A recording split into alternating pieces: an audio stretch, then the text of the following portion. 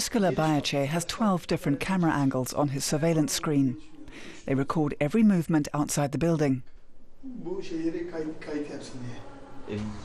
It looks like a bank, but in fact it's a church in central Istanbul, attended by the local Syrian Catholic community. Riskola Bayace is on the church council. His parish now numbers just 1,000 members. The church still uses Aramaic for its liturgies, the language spoken by Jesus. Last Sunday, the priest began the service with some sad news. Let us pray for the head of our bishops' conference, Luigi Padovese, who died in such tragic circumstances. We would like to thank all those who have expressed their condolences, including the Turkish president. Another Christian has been murdered in Turkey. The country's Catholics are in mourning. Once again, they've been reminded why the cameras are needed at their church. In 2006, an Italian priest, Andrea Santoro, was shot by a young man in the Turkish city of Trabzon on the Black Sea. 1 year later, an Armenian journalist, Hrant Dink, was murdered, and shortly afterwards, 3 missionaries, including 1 German, were shot execution-style in the city of Malatya. They died in the office of a Christian publishing house. In each case, all the indications point to the involvement of a network of nationalist extremists, but concrete evidence has never been found.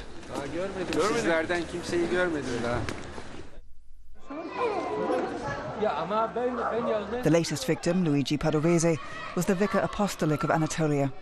His entire flock numbered just 3,500 Catholics. He was killed outside his home in the city of Iskenderun.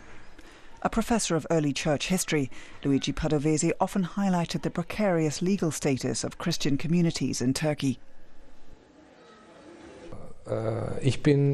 I'm here de facto as a bishop, but as far as the law is concerned, for the Turkish authorities, I don't exist. The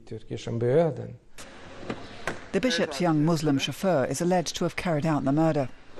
We met him when filming Padovese 2 years ago. Back then, the bishop was accompanied by a personal bodyguard from the local police, but the bodyguard was withdrawn last year.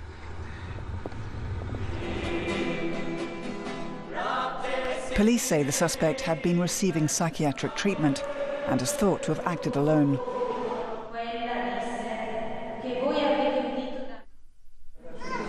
But the Syrian Catholic Christians in Istanbul who had close contacts with the bishop are not convinced. The evening before he was murdered, we had a meal with the bishop and the driver. We've known the murder suspect for many years. We never noticed anything unusual about him. Many here believe there was more to the murder than the authorities are admitting. Human rights observers say the investigations into the previous murders of Christians were problematic. Contaminating evidence, hiding evidence and lying, then of course it raises the whole issue of state collusion or collusion of authorities in the actual killing. Today, Riskola Bayace is hosting a christening party, but no one here is in the mood for celebrating. The death of the bishop is on everyone's mind, but no one wants to talk about it on camera. Those Christians who remain in Turkey are increasingly worried about their future. Nearly all of Riskola Bayace's relatives live abroad, but he plans to stay. We are getting fewer in number every day, but I'm not going anywhere. Where would I go anyway? This is my home. Following the murder of Luigi Padovese, Turkey's Christians are now looking to Ankara to take the initiative and provide them with greater protection and more rights.